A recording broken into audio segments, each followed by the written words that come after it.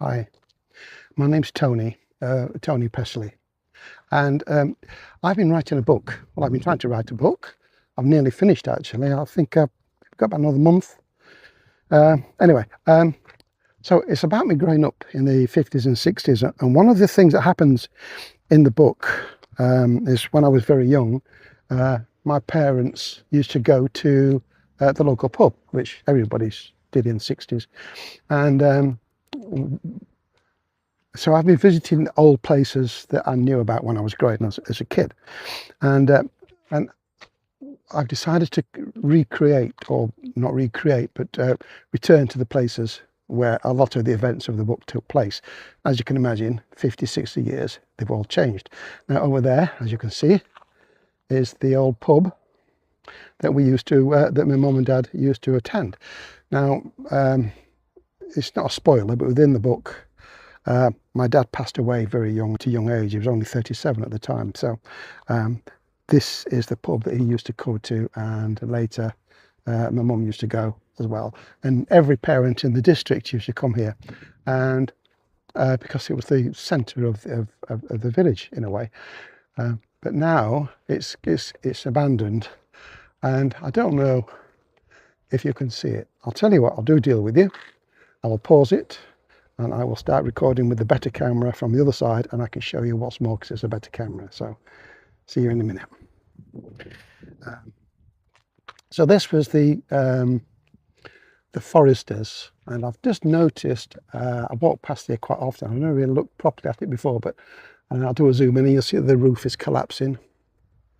Yeah, the roof's collapsing. That's up there. So the Foresters, or Foresters Arms, I believe is the proper name. It's been shut for 30 years now. It's just abandoned, piles of rubble there from old building works. Old mattresses. When in doubt, dump mattresses. But in the story, you'll hear that I talk about us as kids used to sit on the step waiting for our parents to come out and maybe give us a bag of crisps or send out some pop. And just behind that bush there's the doorway. That's where the steps used to be. That was the main entrance to the pub. Yeah. And we used to sit there, and as I describe it in the book, the 2 or 3 of us sat on the steps, some of us hanging around outside, and we'd wait for crisps, and the door would open, and the smell of cigarette smoke would come out, and it'd waft over us. Yeah, within that door there, that's where the main entrance would have been, or, well, I don't know if it's the main entrance, but it's the entrance we used because it's closest to home. Was what we used to call the snug, but the snug also used to have off sales, so there'd be a little table inside. You'd go in, you'd stick your head through the window and you'd shout. You'd buy pop from them and crisps and stuff like that. And there was a little table, and there'd often be an old man sat there smoking his fags and with his whippet at his ankles. I mean, it's the north, you've got to have a whippet, haven't you? Yeah, it's an old building. It's a pity. I did come earlier in the summer to record some stuff, but I realised a lot of the sound quality was quite poor. So I've bought a microphone, and I'm going and revisiting a lot of the things I've already recorded. I did one in the middle of a hailstorm, and when I come to play it back, I could barely hear what I was saying. So I'm going to return to the places, because what I'm trying to do, excuse me, all this junk book. I'm trying to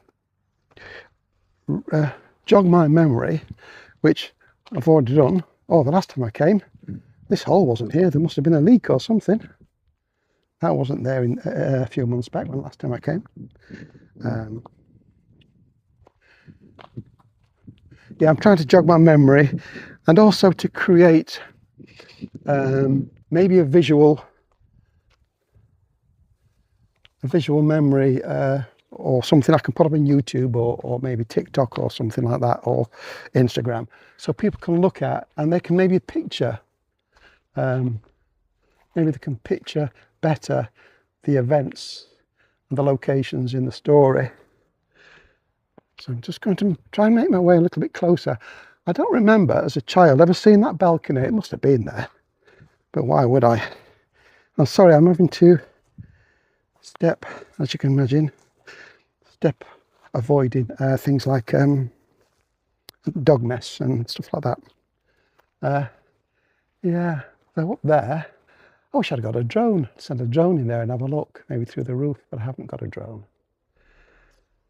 Yeah, but what I am going to do now, I'm going to pause it, and because there's no point you see me shedding through the dog muck and everything again, and I'll show you something in a moment.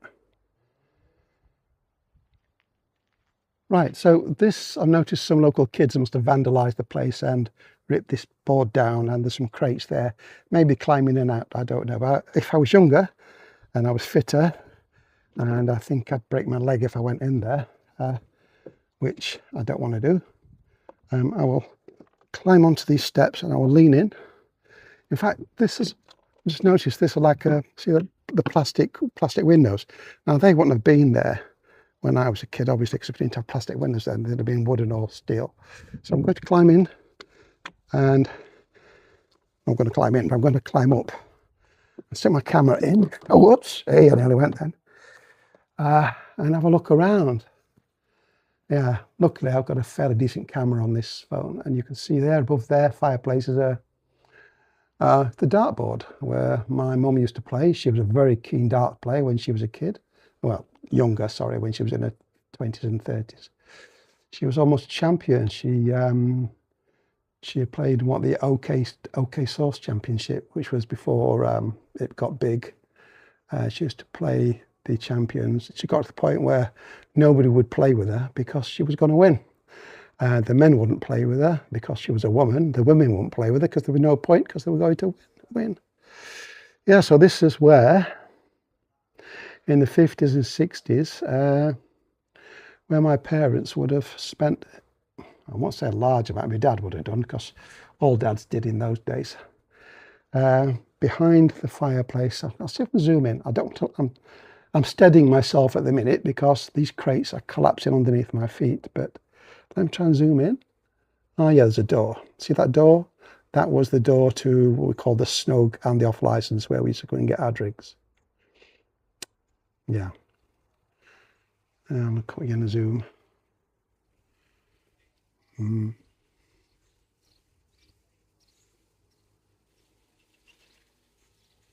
going to try something odd. I'm going to pause you. I'm going to try and get a different, maybe drop into landscape. It might not work, but we'll see what happens. Right, so this is in landscape. Well, I'll see if I might have to edit it on the computer to get it the right angle, but yeah, this is the remains of the 1960s. I think the thing shut down, the place shut down about 1990. Not great on the dates, but I've just noticed as I'm talking down there, plastic crates at the window, which makes me think people have been climbing in and out and having a look. But as you can see, I'm not going to do that. It's a broken leg waiting to happen.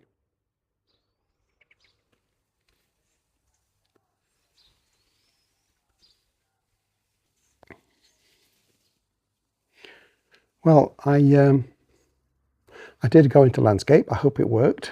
I don't know if it suddenly jumps and the landscape's missing, it's because I messed it up, but we'll see.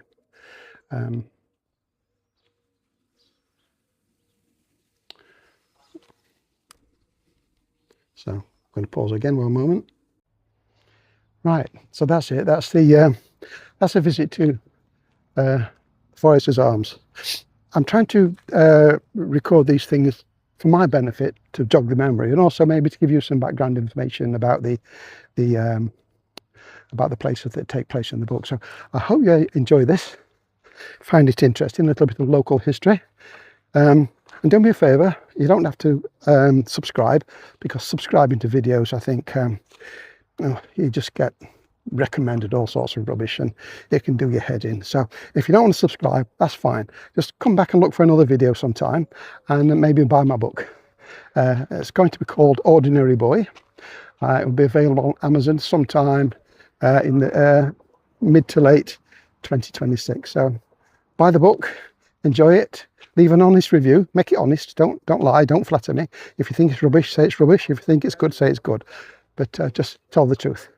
So there's Banton, there's me. I'll see you soon. Look for another video. Bye bye.